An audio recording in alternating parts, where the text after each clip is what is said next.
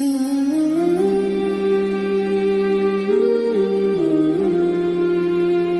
سے آج صلح کر کے اٹھو اور توبہ کر کے اٹھو. اللہ سے مانگو کہ آج ہم توبہ کر کے اٹھیں, کہ توبہ ایک ایسا عمل ہے جو پچھلے سارے گناہ دھو دیتا ہے, سارے دھونے دھو دیتا ہے, سارے گناہ معاف کر دیتا ہے.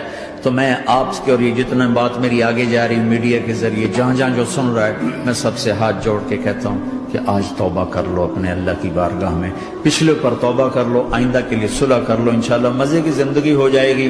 میں اللہ پہ قربان جاؤں, صدقے جاؤں کہ اس نے بھی توبہ کا دروازہ ایسا کھلا رکھا ہے, نہ کوئی عدد کی قید ہے, نہ کوئی عمر کی قید ہے, نہ یہ کہتا ہے 1000 دفعہ توڑ دی تو پھر قبول نہ ہوگی, نہ یہ کہتا ہے 60 سال عمر گزر گئی تو پھر توبہ قبول نہ ہوگی, بلکہ کہتا ہے ما لم یغرغر, جب تک تیرے گلے کا سانس باقی ہے تیری توبہ کا انتظار رہے گا.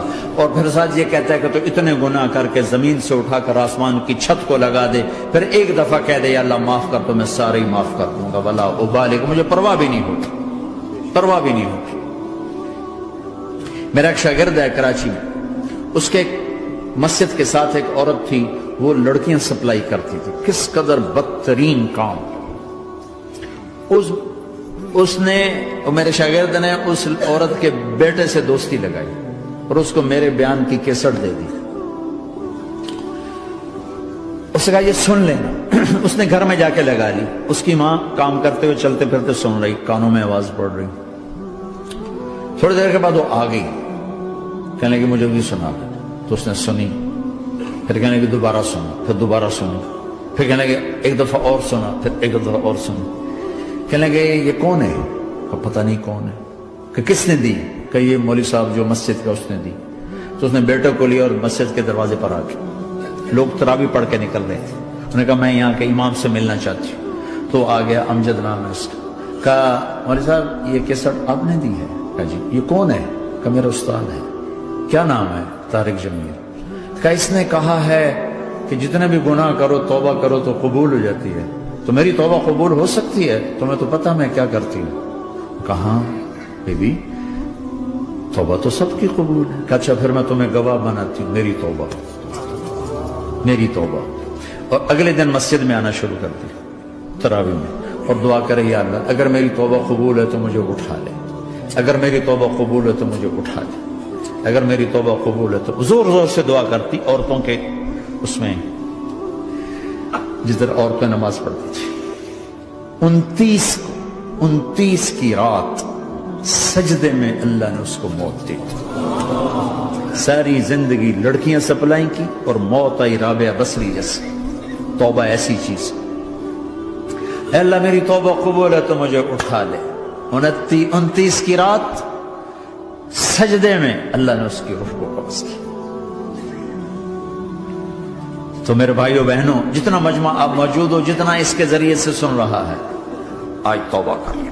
پتہ نہیں نہ جانے بلا لے پیا کس گھڑی, پتہ نہیں رب کا بلاوا کب آ جائے. تو ہم توبہ کر اور اپنے مالک کو راضی کر.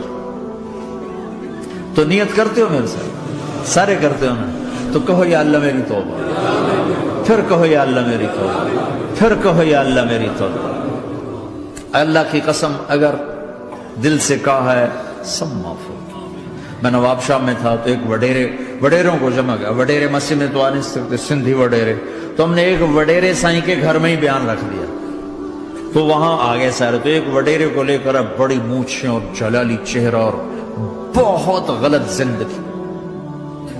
میں نے بیان کیا, وہ بیان میں روتا رہا. جب میں نے کہا ہاں بھائی توبہ, میں ہر بیان میں یہ کرتا ہوں کوشش, شاید کوئی ایک آدمی میرے ذریعے سے توبہ کر جائے تو میری بخشش کا سامان بن جائے. تو اس نے زور سے کہا اللہ سائیں توبہ, اللہ سائیں توبہ, اللہ سائیں توبہ. ساری زندگی کی غفلتیں تھیں. گھر گیا اور یہ ظہر پہ بیان ختم ہوا ہے اور مغرب پہ اس کی موت واقع ہو گئی. ساری زندگی گناہوں میں گزار کے وہ گیا جنت میں. کہ توبہ تہدم ما کان قبلہ, کہ توبہ ہر گناہ دھو دیتی.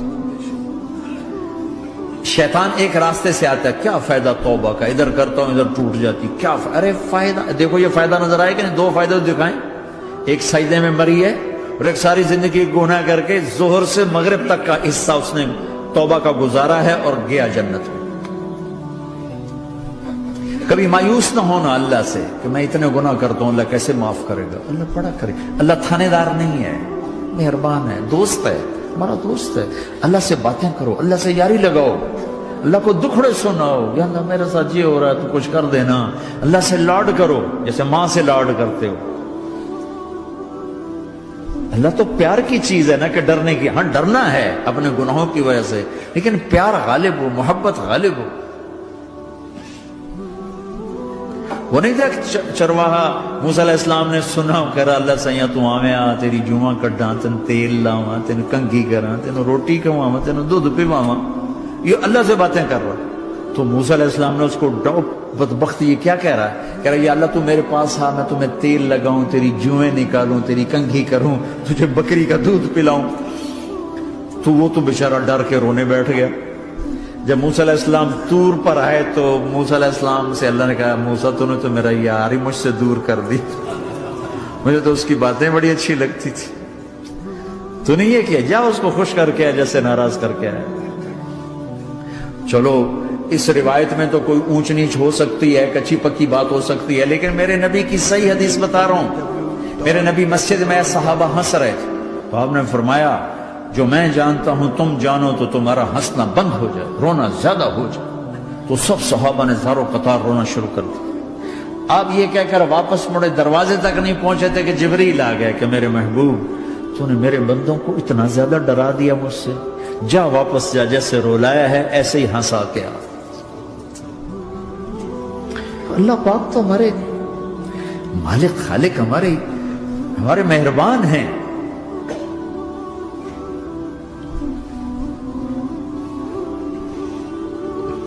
اللہ کو نہیں سنائیں گے تو کس کو سنائیں گے؟ تو جب کبھی توبہ ٹوٹ جائے اللہ کے واسطے مایوس نہ ہونا، پھر کر لینا، پھر کر لینا، پھر کر لینا. پتہ نہیں کون سی توبہ پکی ہو جائے، پتہ نہیں کون سی توبہ پکی ہو جائے. تو نیت کرتے ہو سارے بھائی؟ اب بہت بڑا مجمع آئے ہو، چھوٹا سا دو چھوٹے سے تبلیغ کے کام. ایک جمعرات کو مرکز میں جاؤ، ایک 3 دن ہر مہینے لگاؤ، ہر مہینے کسی بھی جماعت کے ساتھ چلے جاؤ تو انشاءاللہ آپ کو فائدہ ہوگا. جس جماعت میں 3 دن میں لگے اور میں نے کہا بھائی 4 مہینے لگاؤں گا، 4 مہینے اللہ نے تقدیر لکھی تھی. تو میں آگے چلا گیا رائمنڈ سے مل گئی جماعت، سارے ان پڑھ، سارے بڑی میری عمر 18 سال اور سب 40 سال سے اوپر، 60 70 اور سب ان پڑھ اور سب ڈیرہ اسماعیل خان کے دیہاتی، اور اتنے غصے والے کی جماعت میں روز لڑائی ہوتی تھی. ایک آدمی چائے نہیں پیا کرتا تھا تو وہ روزانہ کہتا چائے کیوں بنائی ہے، میری چوانی واپس کرو، 4 آنے میرے واپس کرو. تو 4 آنے روزانہ واپس لیتا تھا. باقاعدہ 4 آنے اس کو روزانہ واپس کیے جاتے تھے کہ میں چائے نہیں پیونی، میری چوانی واپس کرو. اور جماعتوں میں جھگڑا ہوتا ہے کہ تم نے کھانا اچھا نہیں بنایا. اس جماعت میں جھگڑا ہوتا تھا کہ کھانا اچھا کیوں بنایا. اس پہ لڑتے تھے کہ خرچہ زیادہ ہو رہا ہے. اور خرچہ کتنا ہوا تھا؟ 1 مہینے کا سفر، جانا آنا، بس کا جانا بس کا آنا. اور اس زمانے میں کوئی کھانا کھلانے والے سب خود پکایا. 2-4 جگہ کہیں ضیافت ہوئی، 27 روپے ٹوٹل خرچ ہوا تھا. کہ زیادہ خرچہ ہے، روز لڑائی، روز لڑائی. ایک اس میں رانگڑ تھا، اس کو اذان کا بڑا شوق تھا، وہ جاتی اذان دینی شروع کر دی. وہ بھائی اللہ کے واسطے بھائی تو مسجد کے معاملے میں دخل نہ دے، کیوں نہ دوں؟ گردن لمبی ہوگی، مؤذن کی گردن لمبی ہوگی، میں تو دوں گا.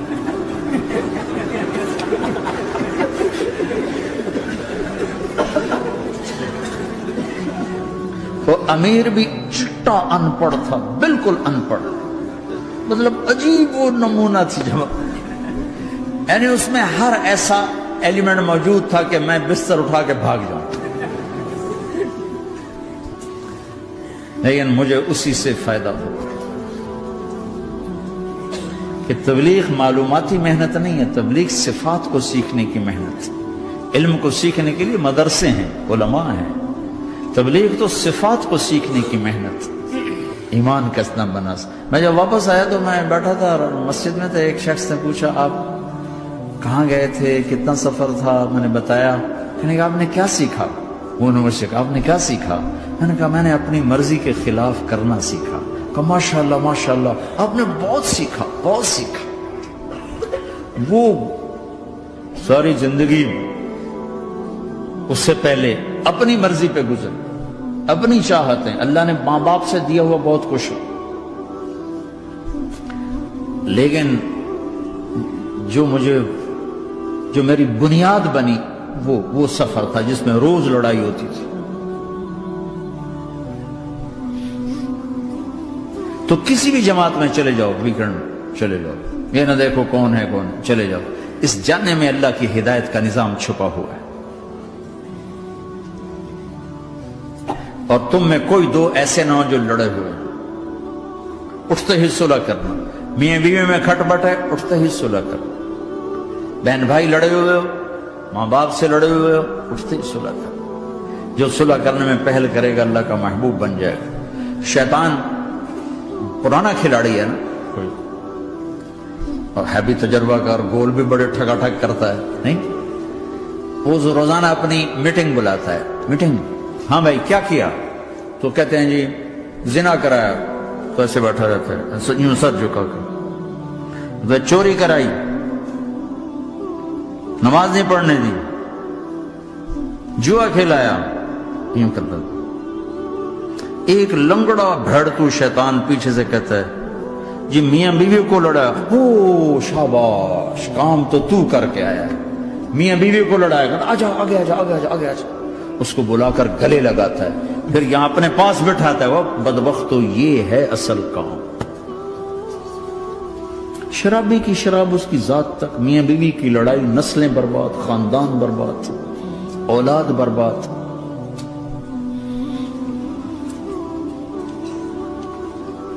تو آپس کا معاشرہ بنو، اسلامی معاشرہ بنو، محبت والا، درگزر والا. ایک دوسرے کی تعریف کرو، ایک دوسرے کو گفٹ دو، ہدیہ دو. میرے نبی نے فرمایا جب کوئی سفر سے واپس آئے تو بیوی کے لیے ضرور تحفہ لے کر آئے، اور کچھ نہ ملے تو کوئی پتھر ہی لے کر آئے. مارن واسطے نہیں، گفٹ واسطے.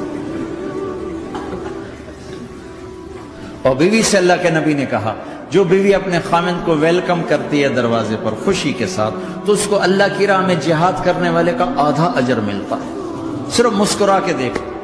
اندر وڑو تو منہ تے 12 بجے منتے، اپنے تو 24 بج جاندے. کبھی بیوی خامند کو تانا نہ دے، خامند بیوی کو تانا نہ دے.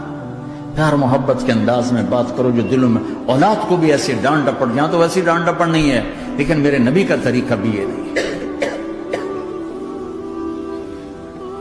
نیت کرتے ہو انشاءاللہ. درود شریف پڑھو. اللہم لک الحمد کما انت اہلہ، فصل علی محمد کما انت اہلہ.